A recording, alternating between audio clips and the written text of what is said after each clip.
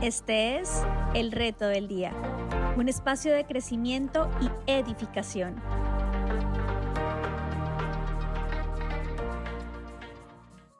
Hoy quiero hablarles de un estilo de vida superior. Un estilo de vida superior. Estuvimos hablando acerca de que pensamientos firmes producen una vida firme, ¿no? Y esta firmeza en la vida es un llamado a un estilo de vida superior. Diga conmigo, un estilo de vida. Buenos días, Dios los bendiga. Diga conmigo, un estilo de vida superior. Y esto es importante porque a veces nosotros, nuestro estándar de vida es como muy natural, ¿no? Entonces a veces nosotros decimos, bueno, pues yo no estoy tan bien, pero el vecino está peor, ¿cierto? Y a veces nuestro estándar, el estándar con el que medimos nuestras vidas, no es el estándar de Dios, sino es el estándar del mundo. Y quiero que aprendamos en esta mañana acerca de lo que es un estilo de vida, un estándar de vida superior al que Dios te ha llamado y por el cual Dios te escogió. Él te tomó del mundo. ¿A cuántos tomó el Señor del mundo? Él nos tomó del mundo para hacer nuestra vida mejor, para que tu vida sea mejor, tu estilo de vida, tus pensamientos, tus prioridades sean superiores. Y dice la escritura aquí en primera a los Tesalonicenses, en el capítulo 3, específicamente en el versículo 13. Dice, para que sean confirmados vuestros corazones. Eso lo hablamos la semana pasada. Irreprensibles en santidad delante de Dios nuestro Padre en la venida de nuestro Señor Jesucristo con todos sus santos. Y contábamos la semana pasada la historia de esta iglesia de Tesalónica. Pablo estuvo, para los que de pronto no estuvieron y no escucharon, Pablo estuvo predicando en la iglesia de Tesalónica, en la sinagoga en Tesalónica, por 3 sábados. Hechos capítulo 17 nos dice que estuvo 3 sábados enseñando la palabra. Y la iglesia estaba compuesta por judíos y también por griegos o gentiles. Pero el Espíritu Santo convenció el corazón de ellos. Ellos fueron tocados por Dios y hubo celo allí de los judíos que intentaron matar al apóstol Pablo. Entonces Pablo tuvo que salir corriendo, escapado a medianoche, y no tuvo tiempo de afirmar el corazón, afirmar los pensamientos de ellos.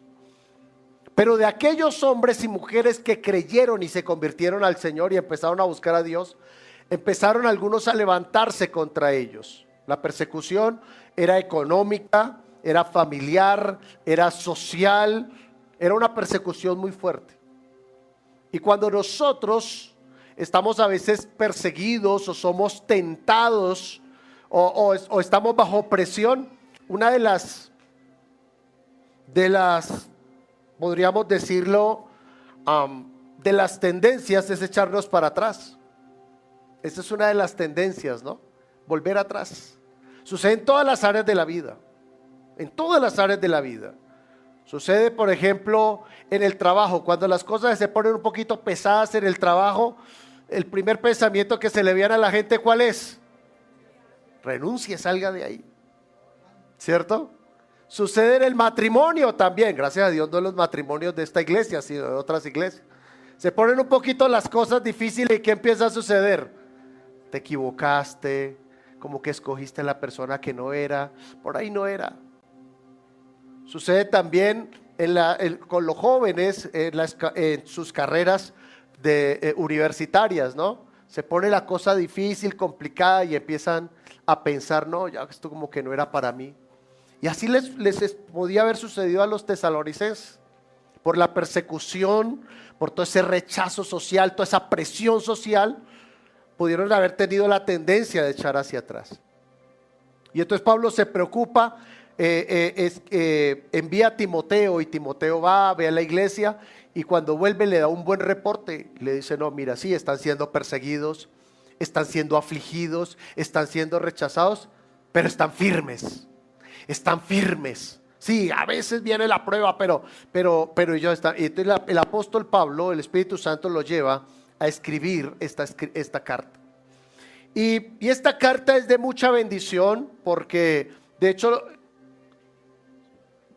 buena parte de lo que es la teología de los últimos tiempos en la Biblia se deriva de Tesalonicenses, obviamente de Mateo, Marcos, Lucas, pero también del libro de Apocalipsis, obviamente de muchos pasajes en el Antiguo Testamento, especialmente el profeta Daniel.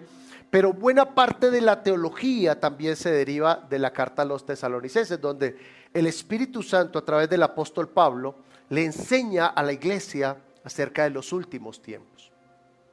Y la Biblia nos enseña que hay una gran diferencia entre la luz y las tinieblas.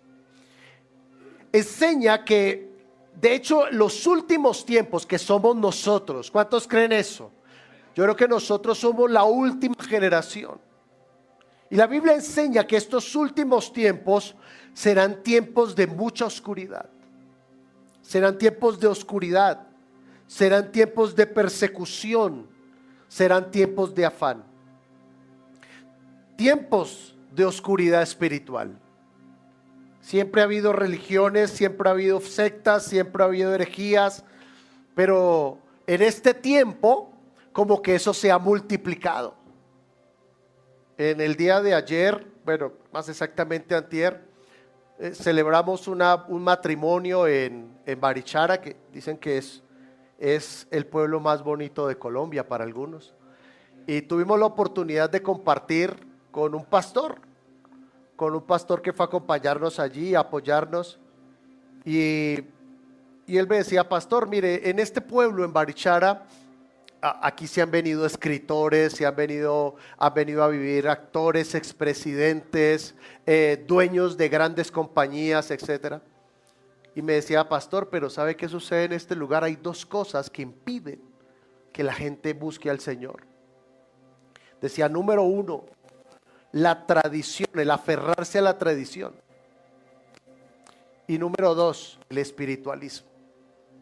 Decía, usted no se imagina la cantidad de filosofías, la cantidad de creencias que han llegado a este lugar. Obviamente por el nivel de escritores, filósofos, etcétera, hippies, población flotante, turistas de todo el mundo. Me decía, no es extraño que usted vaya caminando por la calle y vea a una gente por ahí abrazada a un árbol por allá para que le dé paz. No es extraño, me decía. Me decía, no es extraño usted ver a la gente ahí con una piedra, ahí como descargando sus energías y todo eso. El espiritualismo. Porque este es un tiempo de mucha oscuridad espiritual. Este es tiempo de oscuridad espiritual. Donde escuchamos tantas cosas a través de las redes sociales, a través de los medios de comunicación. De hecho, usted fíjese, yo no soy hombre de televisión, pero a veces cuando uno va a un restaurante, una tienda, donde sea, uno ve pedazos y en la gran mayoría de programas matutinos, de esos programas de entretenimiento de las mañanas, llevan un astrólogo. Alguien que, no, tu signo para hoy es no sé qué. ¿Sí? Si quieres atraer prosperidad a tu vida, llénate los bolsillos de lentejas y una cantidad de cosas, esoterismo y todo esto, porque esto es tiempo de oscuridad espiritual. De hecho, la escritura dice, porque aquí oscuridad cubrirá la tierra y tinieblas a las naciones, dice la palabra. De hecho, este tiempo también, como en aquel entonces, fue tiempo de persecución. ¿Sabe cómo se nos dice a nosotros los cristianos? Dice que somos radicales. ¿Sabe cómo se llama una persona de convicciones cristianas en el mundo? se le dice que es de extrema derecha. A eso hemos llegado en este mundo. Que si usted defiende el matrimonio, si usted rechaza todas aquellas cosas que son antibíblicas, usted es de extrema derecha. Porque el mundo exalta el pecado, por las tinieblas que hay en el mundo, exalta el pecado y minimiza los principios bíblicos. Minimiza la verdad. Por eso hoy en día hay cristianos en redes sociales, en los medios de comunicación, que se les preguntan ciertas cosas y no se atreven a llevarla, a decir la verdad. ¿Por qué? Por temor al rechazo, por temor a la persecución. De hecho hay gente que le pregunta: venga, ¿usted es cristiano? ¿Usted es cristiano?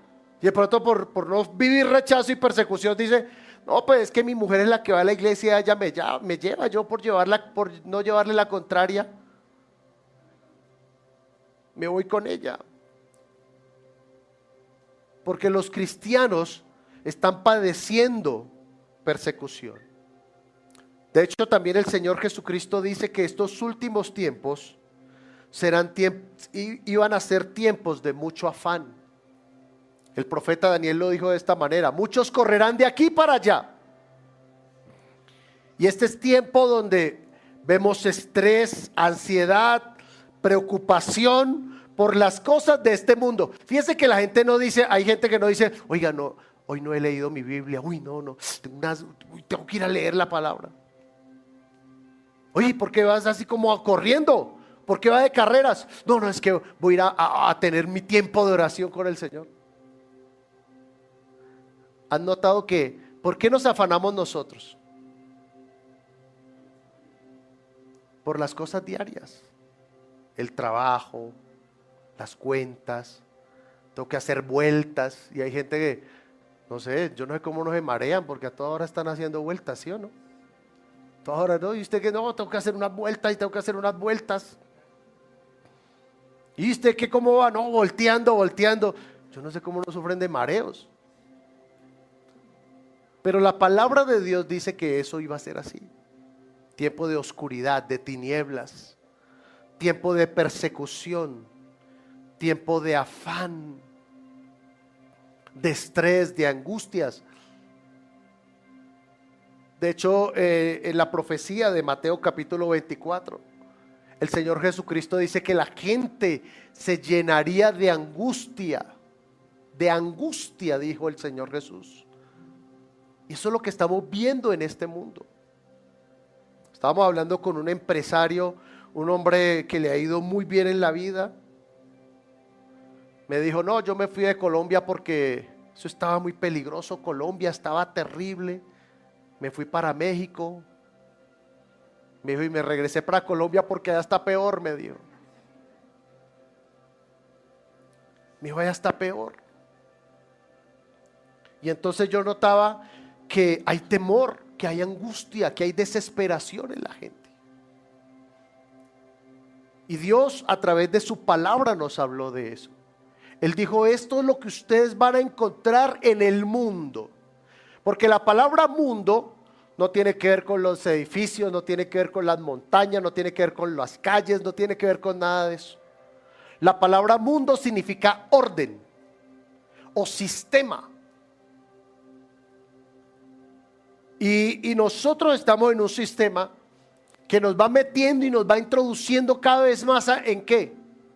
En consumir, en tener, en alcanzar. Ese es el mundo, es el sistema en el que nosotros estamos. Unos estándares de vida, unos estándares de belleza. Y entonces cuando hay unos kilitos de más, ¿qué sucede? Bueno, no quiero decir que esté mal buscar una buena figura, ¿no? Pero por unos kilitos de más ya se pierde la autoestima, el sentido de valor, ¿cierto? No, es que ya estoy fea, ya estoy feo. Y está bien que tú quieras sentirte bien con tu salud, con tu cuerpo, eso está bien. Dígale al que tiene al lado, dígale: está bien que te quieras ver bien.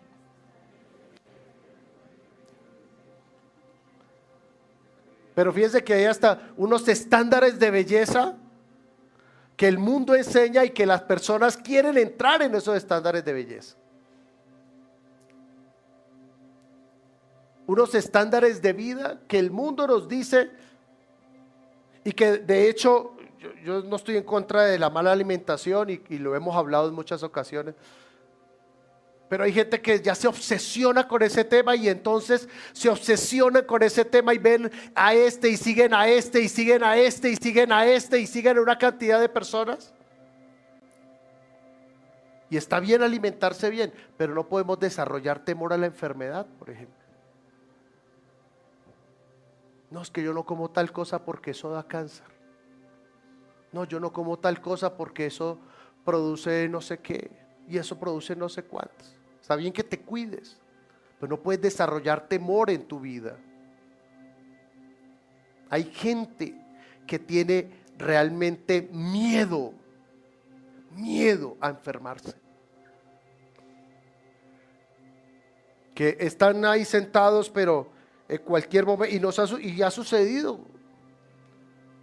Cuando van a viajar, cuando van, Dios mío, guárdame, guárdame, Señor, que todo salga bien. Dios mío, hay un temor. Job lo dijo de esta forma. Job dijo: el temor que me espantaba. Nadie sabía que Job tenía temor, nadie lo sabía, pero él en su libro lo escribió. Y él dijo: el temor que me espantaba me sobrevino. Había un temor, había un miedo a perder. Y eso es lo que estamos viendo nosotros en este mundo. Eso es lo que hay en el mundo. Cuando usted tiene la oportunidad de hablar con personas que no conocen a Dios, usted puede identificar sus miedos, sus inseguridades, sus temores, sus inadecuaciones. Ese es el mundo en el que estamos. Ahora, no podemos escapar de ahí. Por eso el Señor dijo: ustedes están en el mundo, pero no son del mundo. ¿Y por qué no somos del mundo? Porque nuestro llamado es a una vida superior. Ese es tu llamado. El estrés existe, el estrés real. Tal vez estás luchando contra el estrés, tal vez estás luchando contra la angustia, tal vez estás luchando contra el temor. Porque está bien sentir temor. Lo que no está bien es vivir controlados por el temor. Está bien tener ansiedad en algún momento en la vida. De hecho, la ansiedad lo protege a uno de los peligros. Lo que no está bien es vivir bajo la ansiedad.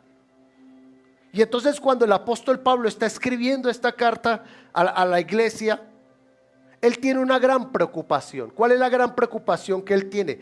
Él usó esta palabra, él usó la palabra, bueno, la semana pasada hablamos, para que sean confirmados vuestros corazones, ya hablamos de eso. Pero hoy quiero desarrollar esta parte donde dice: irreprensibles en santidad delante de Dios. Irreprensibles en santidad delante de Dios. Y me llama la atención porque él usa la palabra irreprensible. La palabra irreprensible significa no tener de dónde agarrarlo. Eso significa la palabra irreprensible. Que usted no tenga de dónde lo puedan agarrar. Y esta palabra irreprensible es un llamado para nosotros. Número uno, guardarnos de enemigos externos. Hay enemigos externos, hay tinieblas, hay estrés, hay angustia, hay vanidad, hay orgullo en este mundo. Hay odio, hay rencor. Esos son los enemigos externos que hay allí. Pero también hay enemigos internos en el corazón. ¿Sabe qué dice la Biblia sobre Job?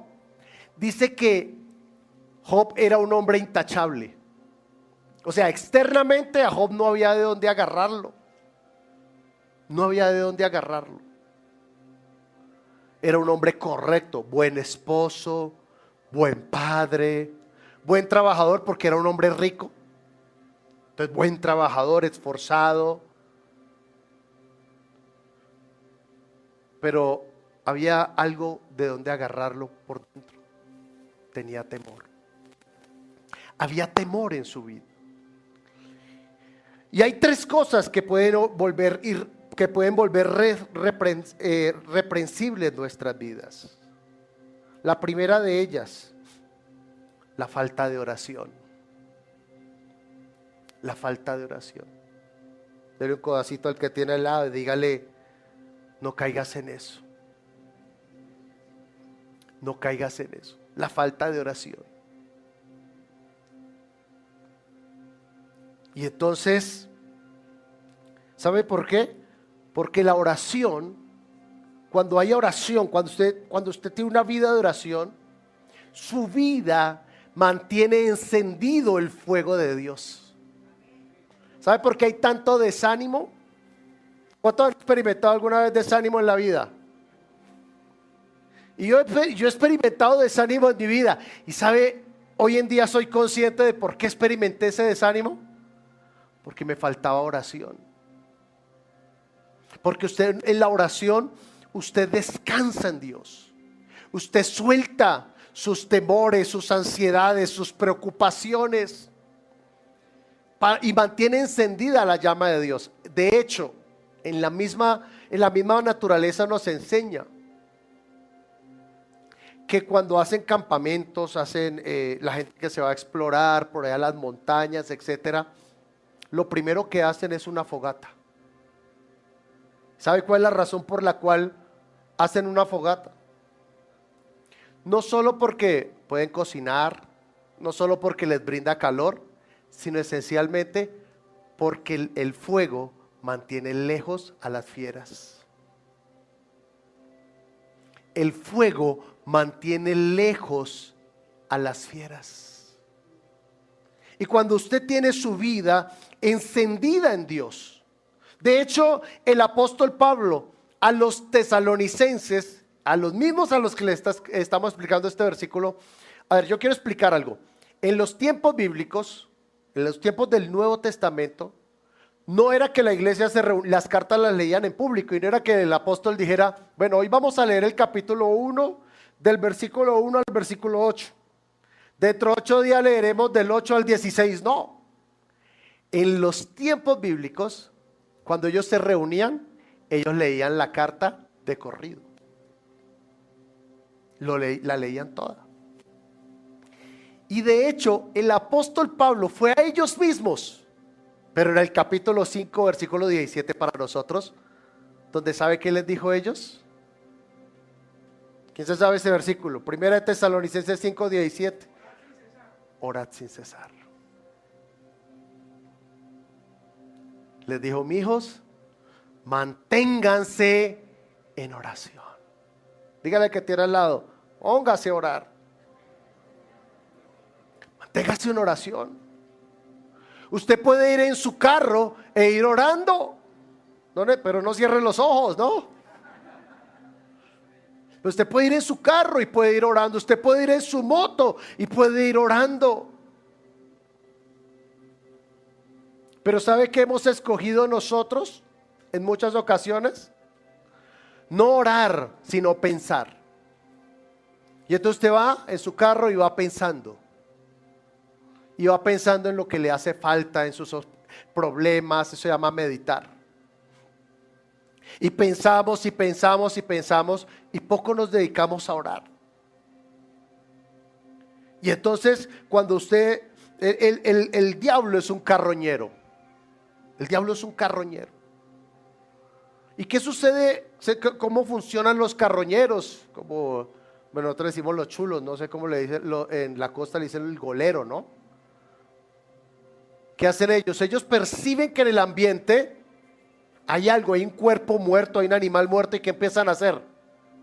Empiezan a dar vueltas y a rondar y a rondar y a rondar y a rondar, y en la medida en que más van percibiendo cerca, van haciendo más pequeño el círculo, lo van haciendo más pequeño hasta que llegan a su destino.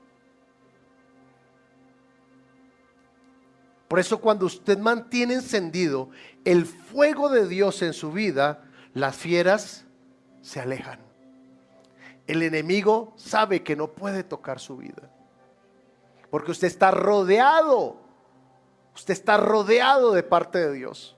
Escondidos en Cristo, dijo el apóstol Pablo. ¿Cuántos están escondidos en Cristo? Pero cuando empezamos a caer en falta de oración, nos volvemos reprensibles. Porque empiezan a aparecer cosas en nosotros que no glorifican a Dios. ¿Sabe qué también empieza a suceder? ¿Qué puede hacer nuestras vidas reprensibles? La permisividad. La permisividad. Cuando estamos hablando del versículo que Pablo dice, ustedes tienen que estar irreprensibles en santidad, que usted no tenga de dónde agarrar, de dónde ser agarrado. Y hay algo que sucede con muchos cristianos, no con los que están aquí, con los de otras iglesias. Y es que hay cristianos que empezamos a permitir o a ser permisivos. A ser permisivos. Y entonces hoy que juega la selección Colombia y Dios quiera que gane, está bien, celebre, eso está bien. Pero ¿por qué la gente tiene que terminar borracha en una celebración? Yo nunca he entendido eso. Violentos, agrediéndose. Eso es lo que hay en el mundo. Eso es normal en el mundo. Pero no para nosotros como hijos de Dios. El mundo a lo malo lo llama bueno. Y a lo bueno lo llama malo. Y hay un versículo en la Biblia, hay un personaje en la Biblia que se llamó Lot. Lot es el ejemplo en la Biblia del cristiano permisivo. Cuando él se separa de Abraham, la Biblia dice que montó su tienda frente a Sodoma. Mire lo que hizo él, frente a Sodoma. No dice que se metió allá de lleno, frente a Sodoma. Pero cuando usted va leyendo, dice que él poco a poco fue acercando su tienda. En ese tiempo eran tiendas, ¿no? Fue acercando su tienda. Cuando los ángeles llegan a Sodoma y Gomorra, ¿dónde estaba Job? ¿Dónde estaba Lot? Perdón. Dentro de Sodoma. ¿Eso sabe cómo se llama? Permisividad. Permisividad. Venga, pero es que esto no agrada a Dios. Eso con una vez no pasa nada. Uno al año no hace daño. A mí me gusta cuando, a veces hemos casado personas comprometidas con Dios, hemos casado personas no tan comprometidas con el Señor, pero en cualquiera de los casos yo siempre les digo, mire, apenas termina la ceremonia yo me voy. Y he visto algunos matrimonios, terminan, todos bien, felices, contentos, gloria a Dios. Pero he visto otros que terminan ebrios y yo no entiendo eso. Yo no entiendo eso. Venga, vamos a celebrarle el cumpleaños al niño. El niño se durmió a las 7, las 2 de la mañana y todos ebrios. Yo no entiendo eso. Yo no entiendo eso. Y en cristianos, no estamos hablando de gente del mundo, en cristianos. Se van a jugar fútbol los cristianos. Una vez jugamos fútbol con un equipo que se llamaba, los HP se llamaban, hijos de pastores. Y los hijos de los pastores le pusieron el nombre a ese equipo así. El equipo yo decía, no, el equipo de nosotros se llama los HPs, los hijos de pastores. No, vamos a jugar con hijos de pastores, gloria a Dios, esto va a ser una bendición, vamos a terminar orando, adorando a Dios. Y eso fue una pelea. De hecho, uno de las personas de la iglesia de nosotros terminó con su clavícula fracturada. Con su clavícula fracturada. Tuvo que irse de cirugía. Porque eso fue una batalla campal ese partido. Yo decía, Señor, pero ¿por qué los hijos de Dios? ¿Sabe por qué? Porque empezamos a permitirnos cosas que no glorifican a Dios. Empezamos a permitir la ira, el mal genio, la mentira, el orgullo, la vanidad, la murmuración, la crítica, la rebeldía, etcétera, etcétera, etcétera. No me tomo una cerveza, no me emborracho, pero sí permito el orgullo. No permito las drogas, enemigos externos. En mi casa no hay cerveza, en mi casa no hay aguardiente, pero en mi casa sí hay celos. En mi casa hay chisme. En mi casa hay falta de perdón, hay resentimiento. Y empezamos a permitirnos cosas que apagan al Espíritu Santo, que contristan al Espíritu Santo. Número 3, estamos hablando de cosas que hacen reprensible. El apóstol dijo irreprensibles. ¿Sabe qué hace reprensible nuestras vidas? La falta de sujeción y de sumisión. Y hay algo interesante allí. Sujeción es cuando usted puede identificar la autoridad. Sumisión es cuando usted la acepta. Voy a repetirlo. Sujeción es cuando usted puede identificar a la autoridad. Sumisión es cuando usted la acepta. Y entonces sucede a veces en los matrimonios, ¿no? No en estos de esta iglesia, en los de otros. Que a veces hay sujeción, se sabe que es la autoridad, pero no hay sumisión, es decir, no se acepta desde el corazón. Sucede en los trabajos cuando usted tiene un jefe. ¿Usted sabe quién es el jefe? Ah, este es el jefe. Pero en el corazón, ¿qué hay hacia ese jefe? Hay resentimiento, hay ira, hay celos, hay envidia. Entonces, hay sujeción, pero no hay sumisión. Por eso cuando lo llama el jefe del jefe y le dice, venga, ¿cómo le ha ido con su jefe? ¿La verdad o mentira?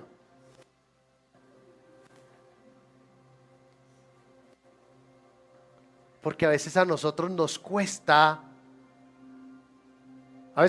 sujetarnos, pero a veces nos cuesta también someternos. ¿Sabe qué dice la Escritura? La Biblia dice, sométase a Dios. Resista al diablo y él huirá. No dice, resista al diablo de una. No, dice primero, sométase a Dios. Y esto es muy interesante, porque nosotros sabemos que Él es Dios, que Él es poderoso, que Él tiene el control sobre todo, que su gloria llena los cielos y la tierra. Pero cuando Dios nos habla y nos da una palabra que debe ser obedecida, ¿qué sucede? Nos cuesta. ¿Cuánto les ha pasado eso? ¿A cuánto les ha pasado? A mí me ha pasado. Nos cuesta. Dios te dice, quiero que hables con esta persona. ¿Qué hacemos nosotros? No, Señor, no. Señor, no me pida eso. Estamos sujetos a Él, sí, porque somos sus hijos, pero no estamos sometidos a Él.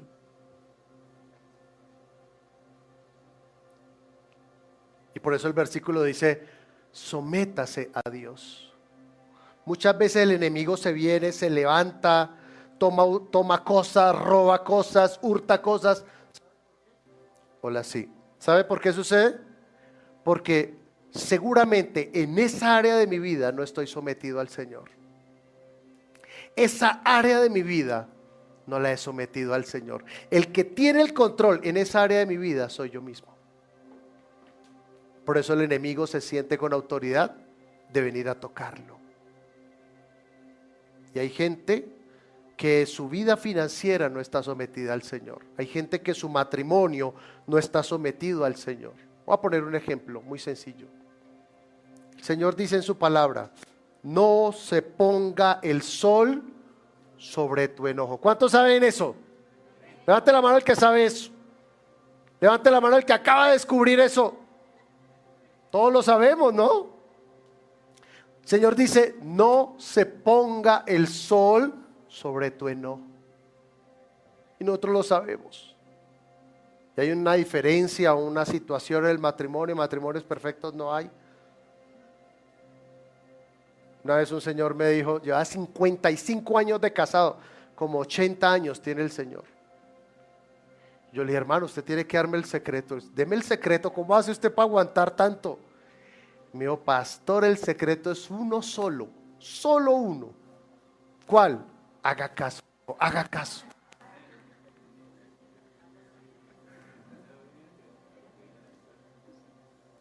Y nosotros sabemos el principio, no se ponga el sol sobre tu enojo. Esa es la voluntad de Dios. Póngase en paz antes de acostarse.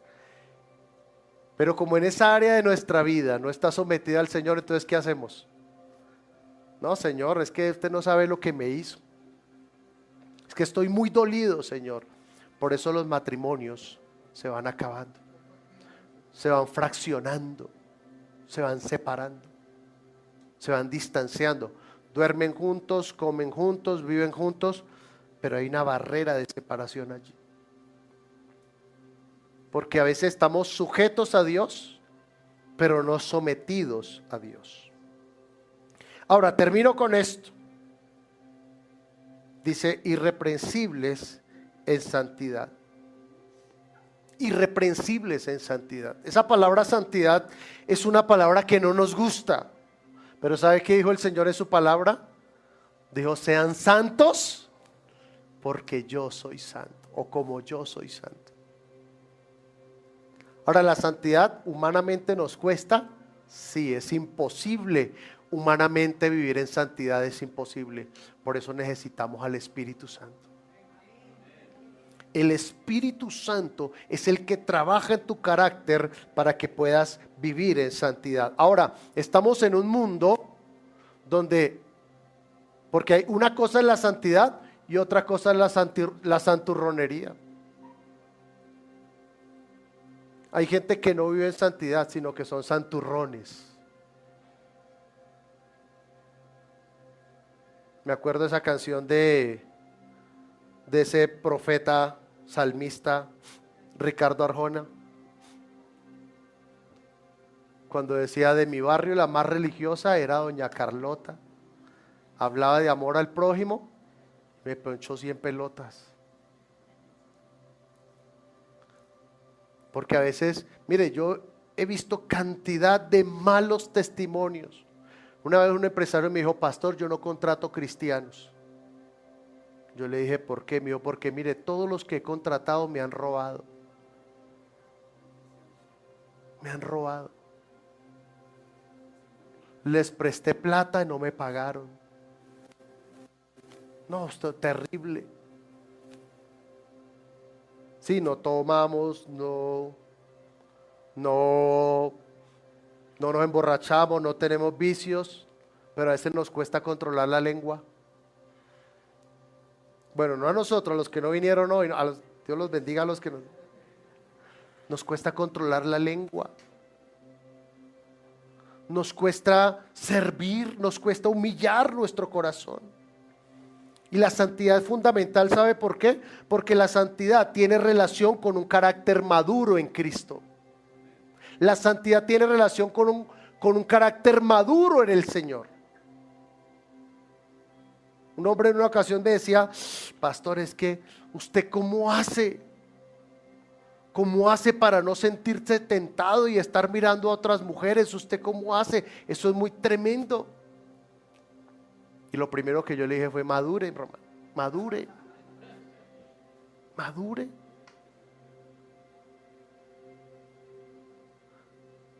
Porque cuando tú empiezas a permitir que el Espíritu Santo madure tu vida, tú te das cuenta de qué te edifica y qué no lo hace. ¿Sabe cómo se llama eso? Madurez.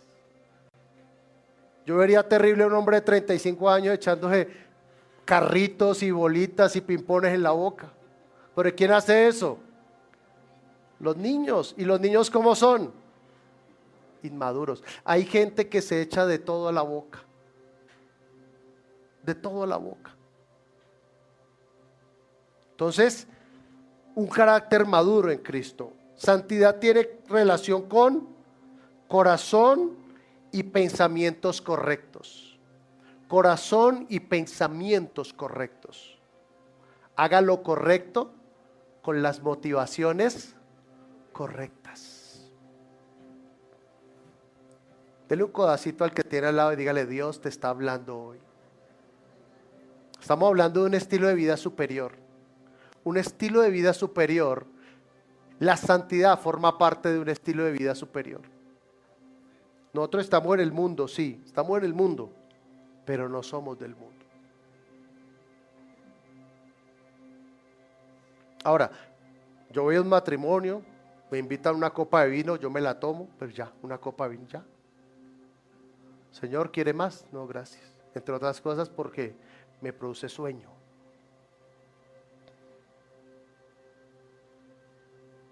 Pero guárdese, guarde su vida, sea irreprensible en santidad. La Biblia dice que somos motivados, que una de las motivaciones de la santidad, ¿sabe qué es? El amor y el temor al Señor. Ahora, el temor al Señor no es, uy, qué miedo con el Señor, no. El temor al Señor significa respeto hacia el Señor. Respeto, tenga temor de Dios. Por respeto al Señor que está en su vida, que lo está viendo. Hay cosas que nosotros no haríamos delante de nuestra mamá, ¿sí o no? ¿Y por qué no lo haríamos? Por respeto, y porque la mamá lo regaña a uno, ¿no es cierto? ¿A cuánto lo regaña todavía la mamá? Levante la mano. Por respeto.